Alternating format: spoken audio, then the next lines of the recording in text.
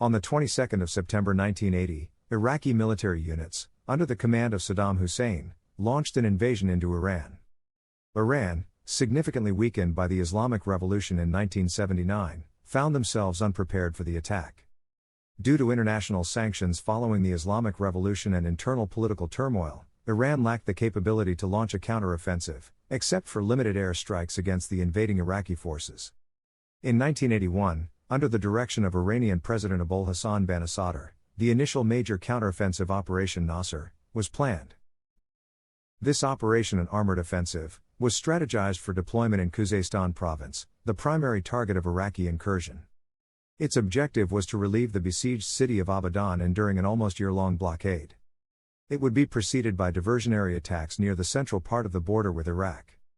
The initial assault would be executed by 3 armored brigades from the 92nd Avaz and 16th Qazvin divisions, in coordination with the 55th Paratrooper Brigade of the Regular Army. The success of the operation hinged upon achieving complete surprise. The main attack began on 5th of January.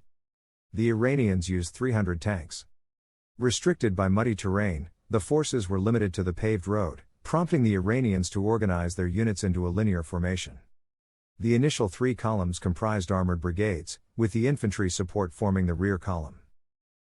Consequently, the infantry found itself positioned behind the tanks, leaving the entire flank vulnerable along the extended formation. The Iranian forces commenced their movement along the paved road linking Avaz and Susanjard, progressing slowly with each column advancing independently. Unknown to them, their intended element of surprise was compromised when Iraqi observation aircraft detected the westward movement toward Susanjard. Consequently, the Iranians' plans were thwarted, prompting swift action from the Iraqi forces. Responding quickly, the Iraqis deployed their 10th Armored Brigade, strategically positioning them along the Iranian route of advance on the road. Employing a hull-down tactic, the Iraqi tanks were entrenched in the mud, serving as static defensive assets. While maneuverability was not always a forte for the Iraqi forces, their adept use of Dugan positions, exploiting the advantage of a reduced silhouette, proved effective in this instance, particularly given the challenging muddy conditions hindering armored maneuverability.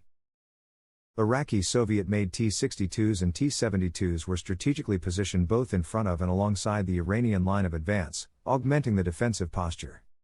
Additionally, the Iraqi forces were bolstered by attack helicopters such as Mi-8 gunships, further enhancing their defensive capabilities. Thus, with their defensive arrangements in place, the Iraqi trap was meticulously set. On January 6, Iraqi forces engaged with Iranian armor. The absence of adequate reconnaissance proved detrimental as the Iranians failed to detect the impending trap. Iraqi forces initiated fire upon Iranian tanks from frontal and flanking positions.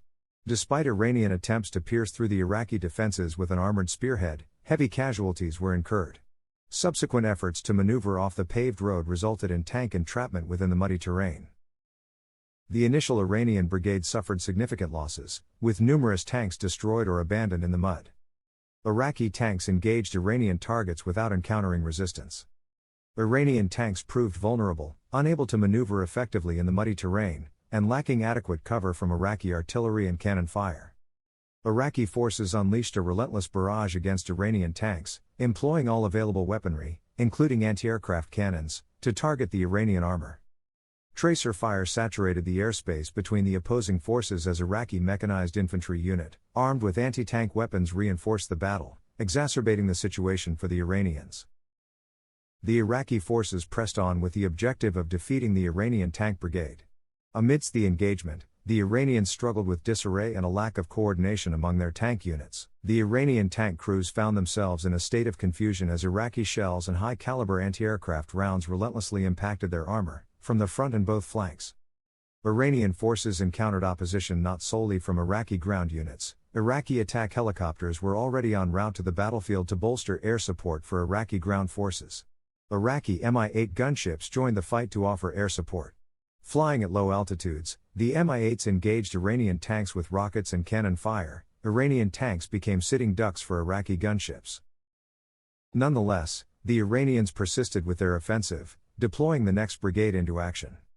The 2nd Tank Brigade received support from Iranian Cobra attack helicopters. These Iranian Cobras executed low-altitude, high-speed maneuvers to avoid intense Iraqi ground fire, and engaged Dugan Iraqi tank positions effectively. The Iranian Cobra helicopters easily destroyed several Iraqi tanks, which were static targets. However, their efforts proved insufficient in alleviating the pressure on the Iranian ground forces, which continued to sustain heavy losses.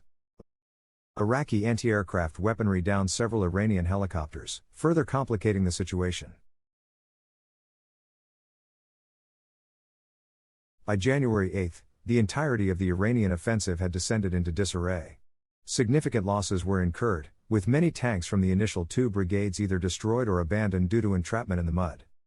Despite efforts by the 3rd Iranian Brigade to sustain momentum, progress remained minimal. Consequently, Operation Nasr was aborted, prompting Iranian forces to transition into a retreat posture. The infantry contingent, which had been unable to engage in combat, assumed a defensive stance to deter potential Iraqi counterattacks.